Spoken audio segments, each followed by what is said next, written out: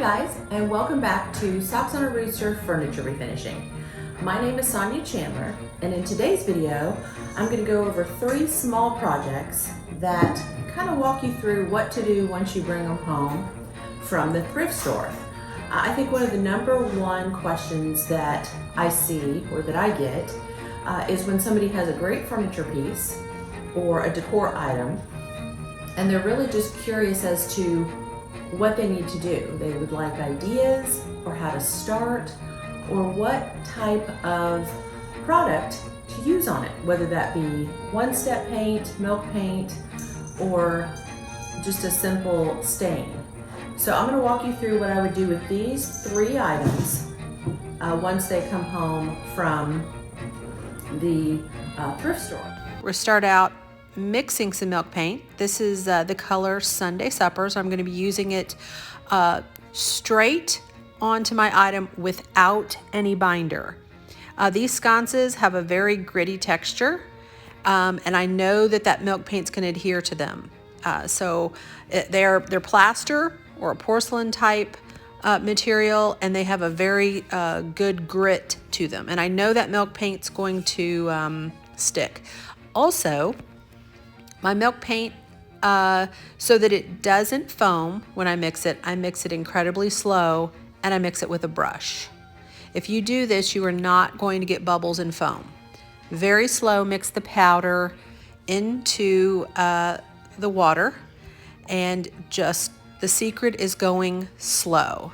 If you do this, you're going to save yourself from creating a lot of foam and a lot of bubbles that you really do not want to paint with.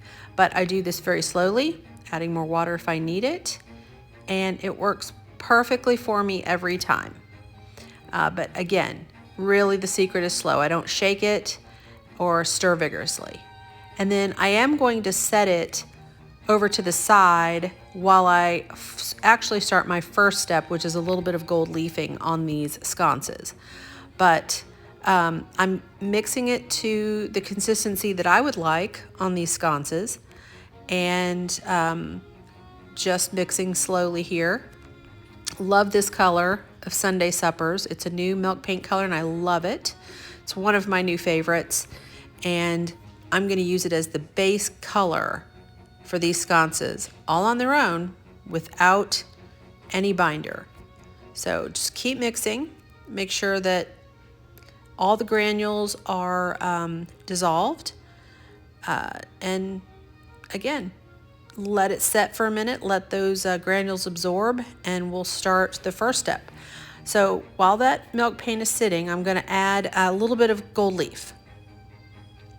I like to do this before I do my first layer of milk paint, because I'm going to remove and pull away some of that milk paint later on in the process, and I like the way that the finish looks with the gold leaf underneath the paint. So all I'm doing here is adding some gold leaf. That is sizing adhesive that I'm painting on right now.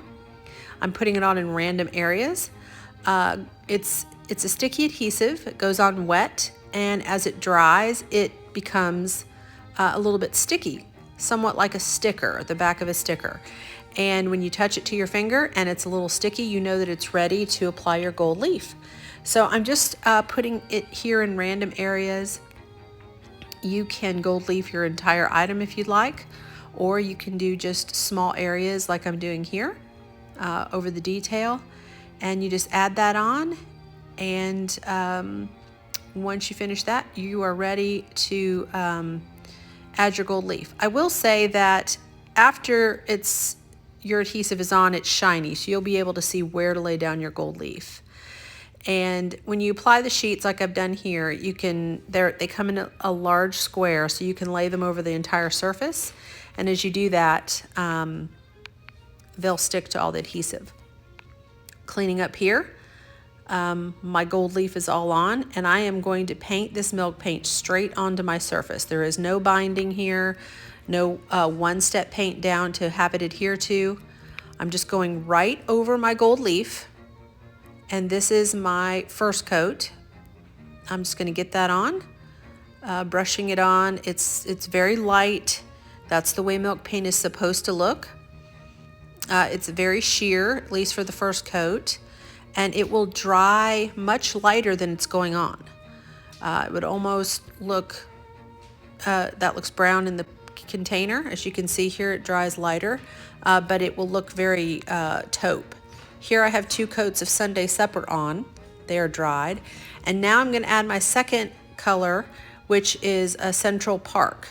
Now, this is where you would add a layer of cracked gesso if you would want to add that layer of cracked gesso. You do that in between your paint colors. But I'm not going to do that here on this project. I want my colors sandwiched back to back. And that's just so that, one, I'm not going to have an additional color of the white gesso coming through, and I really don't want any cracking. And I don't want any separation of the colors. So I'm wanting to somewhat blend them, and I'll show you what that's going to look like here once this is all dry. Again, this color also will dry much lighter than it goes on. And now, kind of for the fun and magic part, as you adding some, this is antiquing glaze I'm using here. Just going to shake it up and put it into a little container and have a sponge and some paper towels. And so those 2 layers of milk paint that I have added directly onto my sconces without any binder, they're also going, it went right over the gold leaf. As you can see, magically my gold leaf is starting to show through as I remove those layers of milk paint. And you can see both colors. You'll see some of the Sunday Suppers, and you'll also see mostly the Central Park. But really what you're doing is you're wetting the paint and the milk paint, and it becomes soft, and then again you can remove it. Here I'm just taking a paper towel and I have wet it with a little bit of water, and I'm going back over the gold leaf just to remove any traces of milk paint where I want it to be a little bit more shiny. But on this next step, you're going to really bring that color back to life, or you're going to deepen it quite a bit, and I'm going to use light and dark wax to do that. And as you brush it on here, you can see once that wax is painted on compared to when it's dry, you can see that it brings out a depth in the milk paints and in that dark stain of the original sconce color underneath, which is what I really wanted to show through, and which is why I left them without a base coat. Also, this wax is going to seal your milk paint and have them ready to be protected. Now, this is an item that's not going to be used a lot. It'll be on a wall, so I'm not worried too much about them wearing away. But here, after my wax is dried, I'm going in and I'm just giving it a quick buff. I kind of run my hand over any areas that feel like they might be a little bit tacky from the wax, if I got too much in any of the areas. This is a soft, lint-free cloth, and I'm just buffing it to a sheen. It looks really beautiful.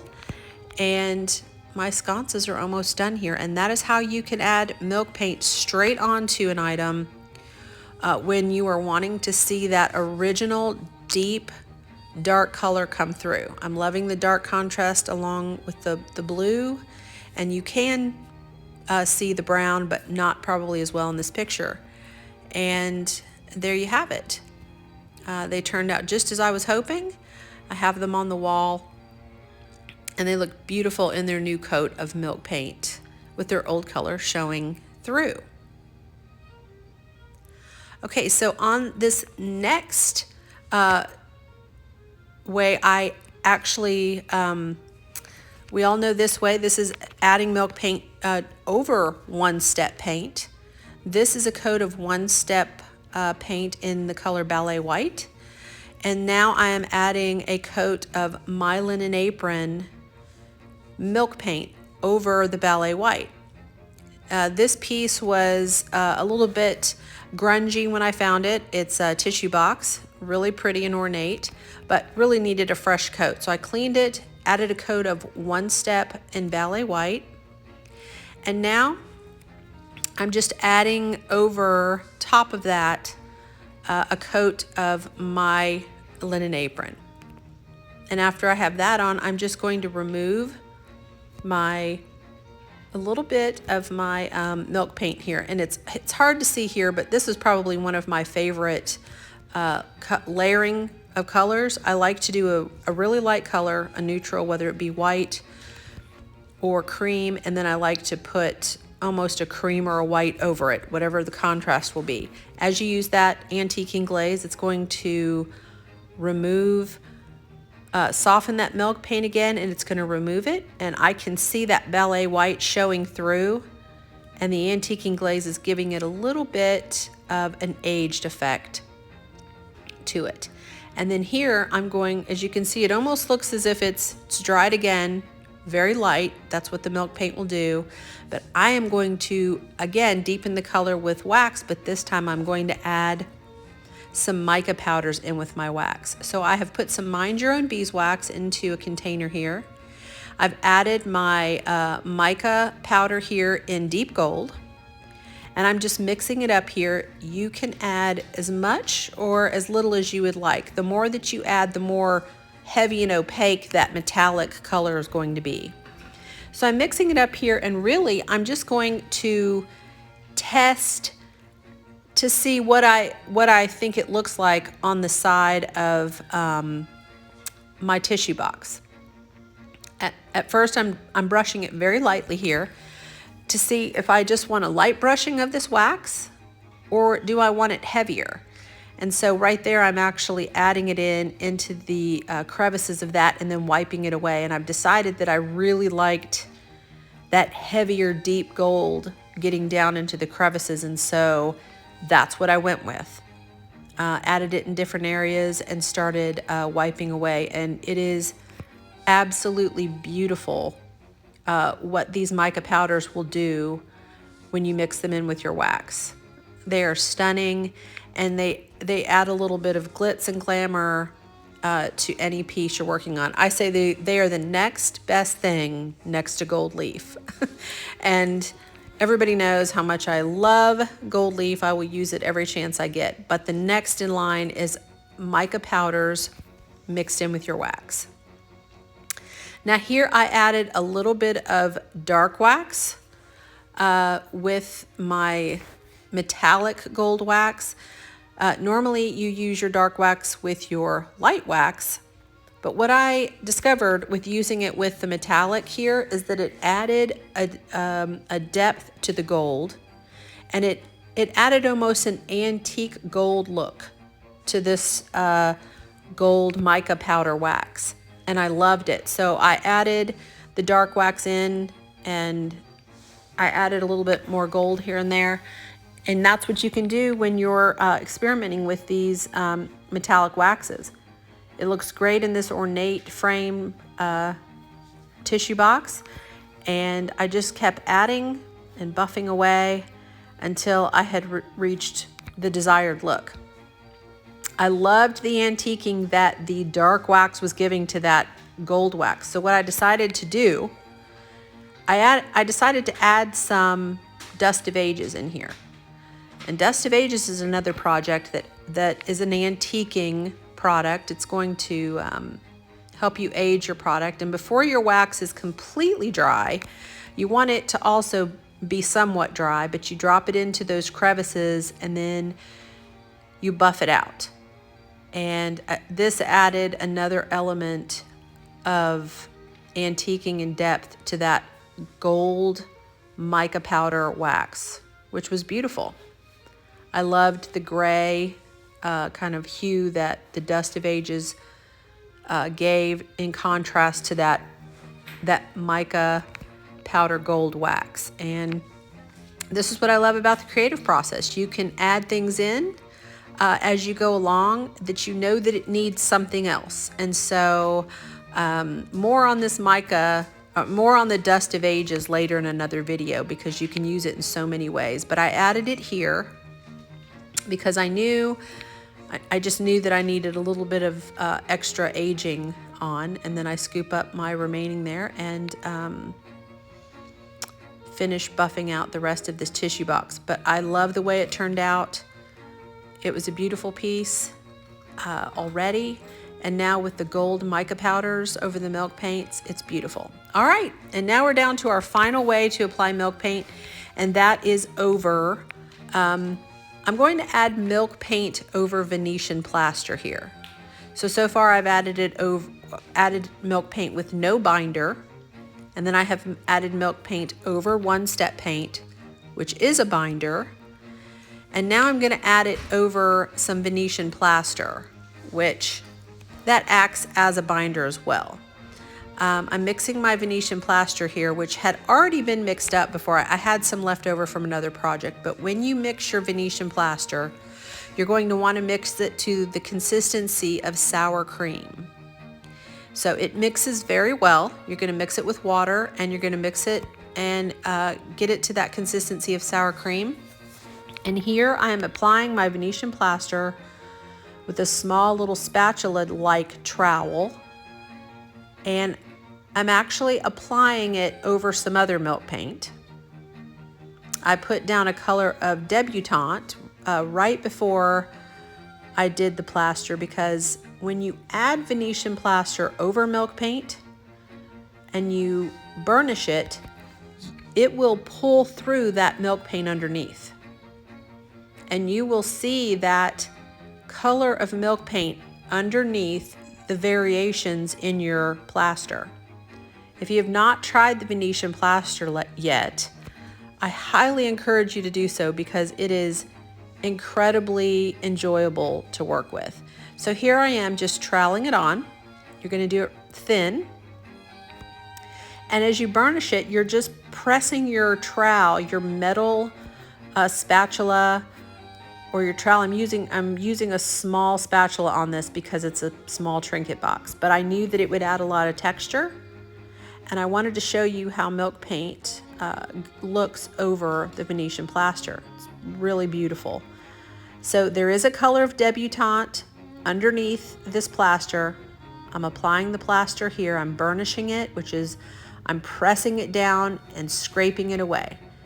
This is it lends itself to very much artistic expression here. You're kind of just spreading it, and as it dries and it becomes more solidified, you can start to see a sheen appear. That the marble dust at the Venetian plaster has marble dust in it, and as you burnish that and you press that down, and the friction from your metal spatula presses against that marble dust, it creates a sheen and a texture that's absolutely beautiful. And once you get all that on and your Venetian plaster has dried, here I have mixed up some more milk paint, and I will tell you a little bit more about how I mixed this particular milk paint up. But back to the Venetian plaster. Once that's dry, it is ready to accept milk paint, and it actually looks beautiful with the milk paint over top.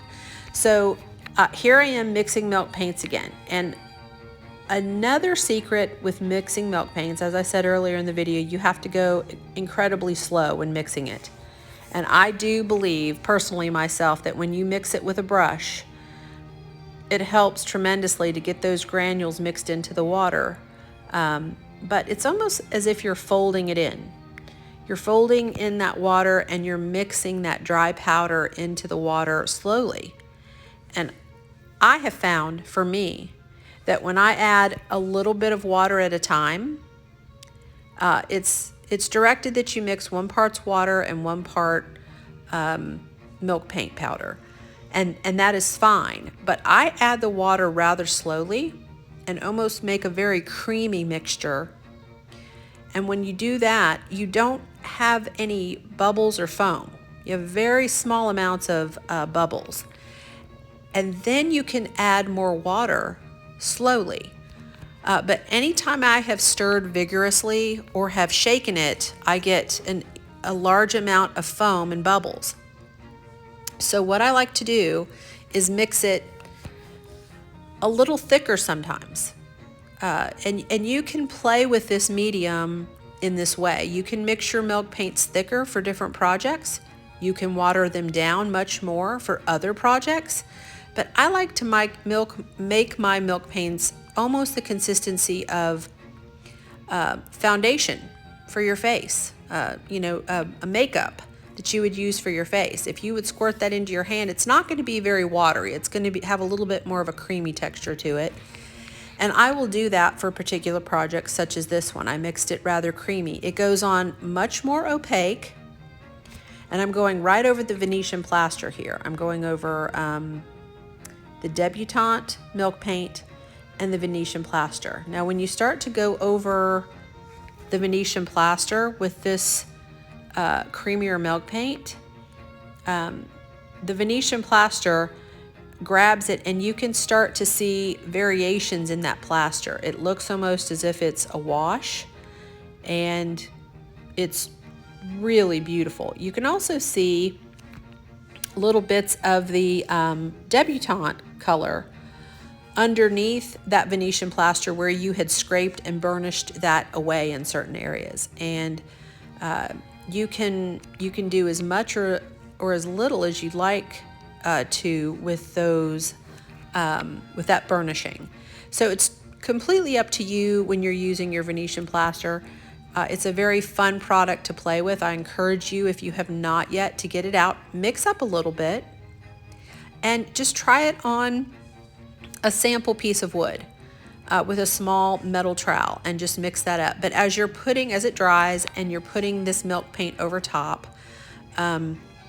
that Venetian Plaster will absorb that milk paint, and you will get all different varying shades of your top color with some of your first layer of color underneath. This color, I have mixed a combination of Central Park and Cote d'Azur. I love to make the lighter blue colors and mix my own colors, and that's what I did here. So as you can see, the box has dried very light again. It's not nearly as dark.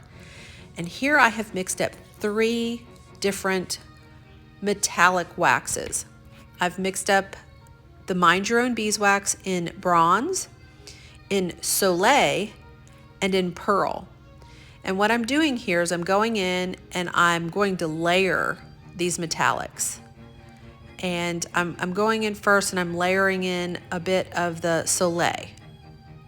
It's probably my favorite gold of the mica powders, and I'm going in and I'm layering it in certain areas and kind of wiping it away.